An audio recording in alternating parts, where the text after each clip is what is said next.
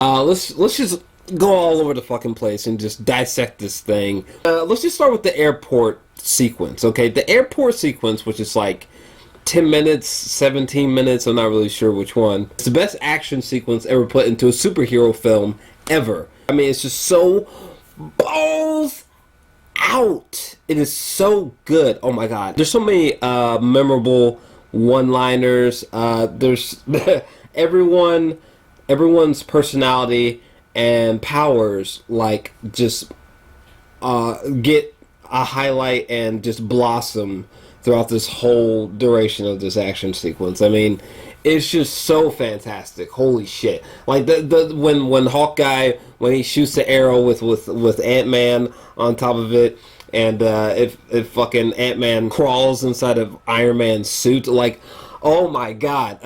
Probably my favorite image from the film would definitely be Spider-Man holding Captain America's shield with tiny Ant-Man standing on the rim of the shield. Like, I need that.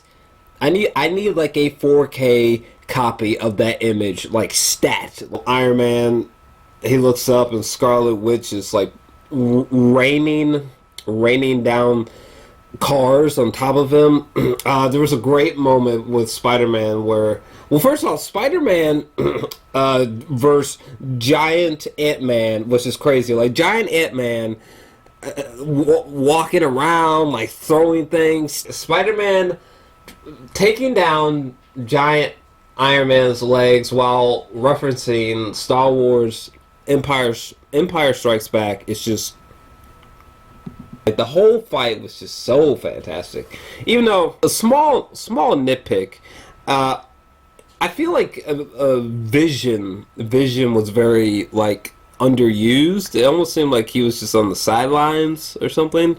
And kind of like in the whole movie in general. Just the moment where they all run at each other and clash, it's just like, oh my god. That's like one of the best things that has ever happened.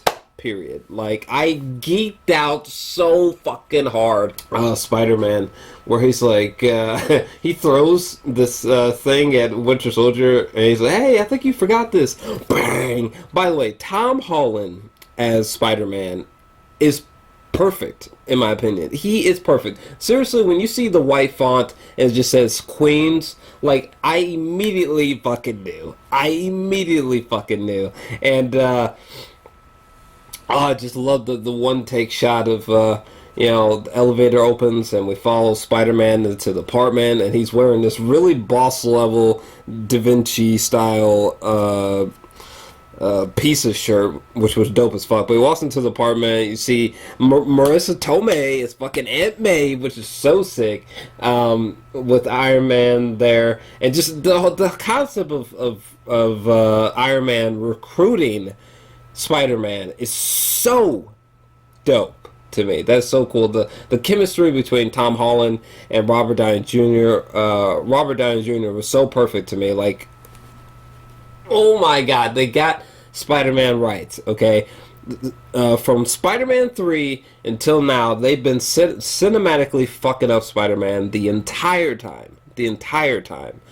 So they finally got Spider-Man right, which makes me happy. Love when Captain America, he goes up to that apartment and Winter Soldier is there, and then that SWAT team comes in, and there's just this whole action sequence that like trickles down like a staircase. Very much, it kind of reminded me of the Raid a little bit. Even reminded me of the one episode from Daredevil season 2. Just, that was fucking dope. I mean, Winter Soldier was just seriously fucking people up, just taking people's heads and knocking them through walls and shit, and just boomeranging motherfuckers down hallways. Like, it was just so dope. And that's another thing too. I really love the you got a real sense of the physics during the action sequences in this film. Like, for example, during the Crossbones sequence at the beginning of the film. There's a part where, you know, Crossbones and Black Widow, they're fighting on top of a vehicle, and fucking Crossbow just savagely knocks her body down the round hole in the top of the fucking vehicle, and you just see her body just flop into the inside the fucking vehicle, and drops a grenade, and she uses like a human shield to protect her from the explosion. She gets blown the fuck out. Oh, but yeah, after that staircase battle, fucking Winter Soldier and Black Panther fight on top of the rooftop, which is so dope. But right after that, there's like a chase sequence through this tunnel, and there's one shot where it goes from like left to right and right to left, and just keeps switching past as we see cars like flying by, and then you just see whoom, fucking Winter Soldier just run by at like seemingly like 60, 70 miles per hour or something like that. Then you see Black Panther and then Captain America just fly by. I love that shot. It's so intense. Like a lot of shots like that have almost like the handheld shots in Jason Bourne. I feel like you can see that influence during the hand-to-hand combat in this film, which I think is cool. I love the quickened frame rate during the Crossbones sequence, which the whole Crossbones sequence was so dope. I loved seeing the way they collaborated powers, like how Scarlet Witch, she would like use her powers to like levitate Captain America up into a building, you know, and Falcon, he's got like some brand new toys which are really cool. Chadwick Boseman as Black Panther, he was perfection. He's got the accent down so well, and even just the first shot of him where he's got his hands and he's looking out the window and he just turns, it's just so dope, you know. And I love that. You know, that's one thing that I love so much about this film, is that when the action happens, like it's always effective because there's always meaning.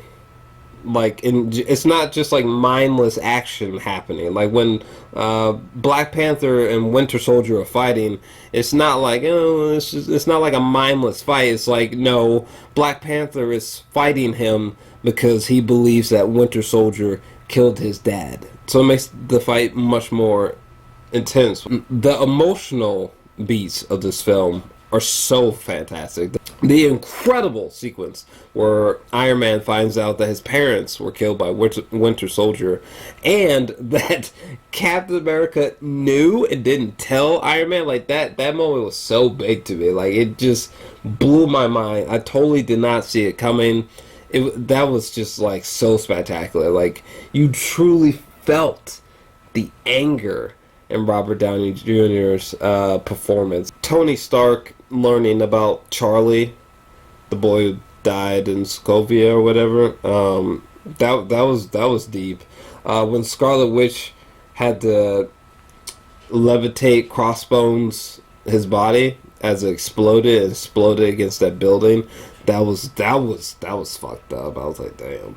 Thunderbolt Ross, when they had them sit down and sort of make them watch footage from Washington D.C. and Sokovia and New York and wherever else, like making them watch the consequences of their actions, I thought was fantastic. They didn't flesh it out as much as I thought they were going to, but Peggy Carter dying, you know, that was a big thing, and particularly for Captain America. Really loved the philosophical differences between Captain America and Iron Man during the whole Accord document sequence, you know, that was signed by 117 countries or whatever the fuck it was.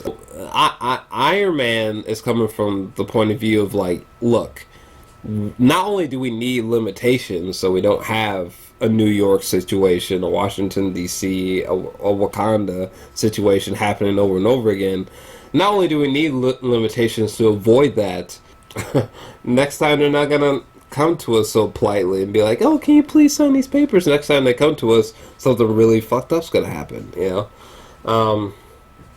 But with Captain America, I mean, his point of view makes sense too because he's been used wrongfully by the government, and how do we know that once we sign these papers that what if every move we make is closely monitored and dissected? Like what if we're forced to do things that we don't want to do? What if we become puppets and they're the puppeteer? So I thought that was just such a great clashing of conflicting ideals. The moment where Winter Soldier is trying to take off in the helicopter and fucking Captain America, he grabs this pole and he grabs one of the bottom railings of the helicopter, and he's just trying to fucking. He's trying to pull the fucking helicopter down. Like, just that moment, I was like, first off, I was like, that is a fucking man. That is Captain America. Like, that is the perfect visual embodiment of Captain America ever. Like, that is Captain America. It was so dope. Oh my god, I was nerding out so hard when I saw that. And also, at the beginning of the film, Tony Stark has like a TED Talks almost. We see this flashback where he's really young, and it's like his last time with his parents. And then during this flashback, we see present day Iron Man just like arrive, and he's talking about how this is a simulation. And look, the CGI on the younger Robert Downey Jr. is blatantly obvious CGI, true, but at the same time, like, it was like a simulation they were looking at, so I wasn't that bothered by it, it'd be like, if we're watching a film and we see an environment and characters that are blatantly CGI, and then out of nowhere the camera pulls back, and we see that what we've been looking at is a video game,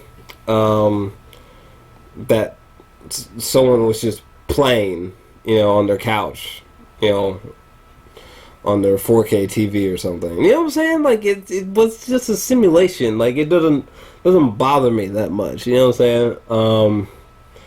Because they, the directors could be like, well, CGI wasn't perfect, but it was just a hologram, okay? Like, come on,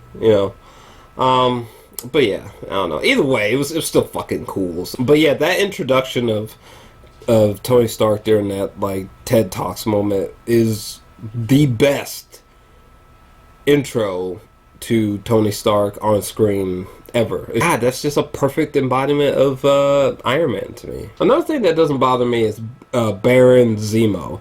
A lot of people are like, oh, Zemo, weak villain. Marvel's done it again. A fucking huge flaw. The villain sucks. I mean, sure, he's kind of a weak villain, sorta, in the sense that, like, he has no personality, no notable personality. There's no charisma, he doesn't have, like, the humor of, like, Ultron or Loki, And, to be honest, he's really just pure plot device. Like, he's just plot device in human form. Like, that is all this motherfucker is. Like, it was almost like they were looking at, like, man, what's a good way to get, Robert Downey Jr. to watch his parents die? What's a good way to have Bucky be interrogated by someone, but then, like, and one of them was just like, why would we just use some guy named Zemo? I am not seeing the argument that Zemo is this huge flaw. It's not like a memorable villain like, say, a Loki or Ultron, but at the same time, I mean, he's not in the movie enough to bug me. And sure, he got away with a lot of things that are just like... like, wait, what? So this dude, like, how the hell did he manage to impersonate the guy who was originally meant to interrogate Winter Soldier? Like, how did he so perfectly make it so that Iron Man and Winter Soldier and Cap showed up in that one room, and Iron Man watched a video feed of his parents dying, so on and so forth. I just felt like some of Zemo's achievements and his evil plan just, sure, kind of overreaching in hindsight. But those achievements, his evil plan, it was really effective for the story. It did wonders for the story. Fucking Iron Man, again, watching his parents die, it fucking did wonders for the film, the story. So I don't know. I'm not too. And they did little things, like Zemo, listening to the messages from his dead family.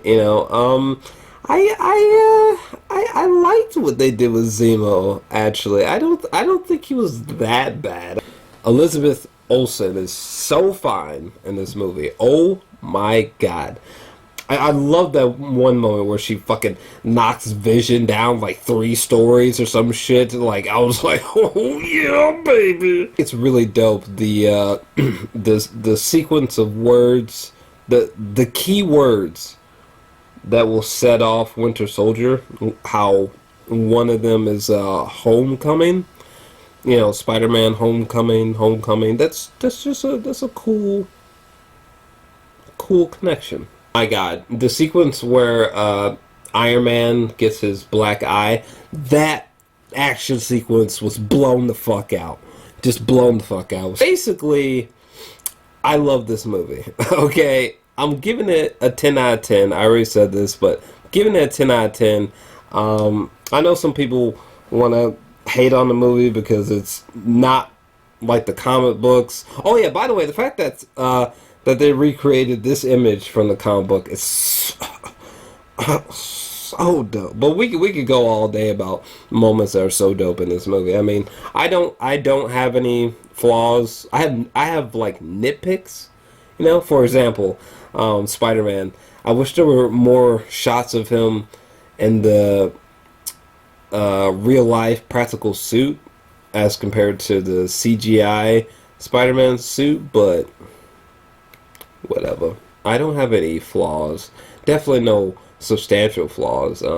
Again, I know people want to hate at this movie because they think Zemo's like weak, and there was a big tragic death, and it's not like the comic books, or it doesn't have this from the comic books, or it's not as dark as this moment from the comic books, or blah, blah, blah, blah, blah, blah.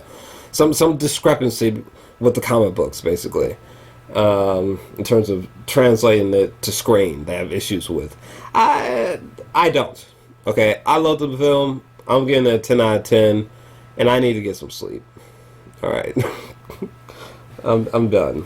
If you've seen this film, shit, what'd you think?